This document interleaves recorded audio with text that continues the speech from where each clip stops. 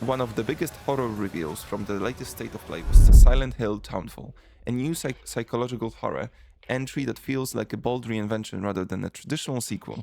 Developed by Screenburn Interactive and published alongside Annapurna Interactive and Konami, the game shifts the franchise into a fully first-person perspective, placing players directly in the shoes of Simon Ordell, a man mysteriously drawn back to the fog-covered coastal town of St. Emilia.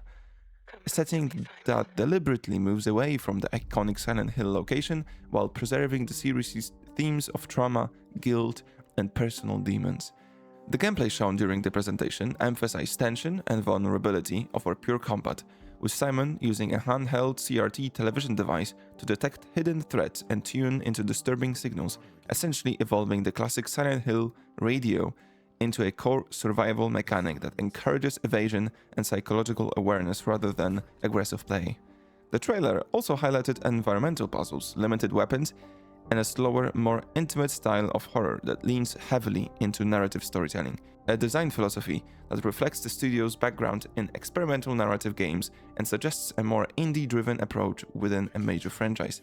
Visually, Townfall blends dense fog, coastal decay, and surreal imagery to create a sense of isolation that feels distinct from previous entries, while its focus on first-person immersion and psychological dread positions it alongside the modern wave of atmospheric horror experiences rather than traditional action horror. Altogether, Silent Hill Townfall stands out as one of the most intriguing projects in Konami's current revival of the series, signaling a willingness to let smaller creative teams reinterpret what Silent Hill can be.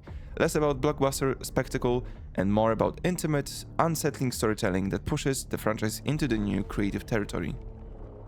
This week's wave of releases feels like a snapshot of how wildly diverse the gaming space has become, with each title pushing a very different creative direction.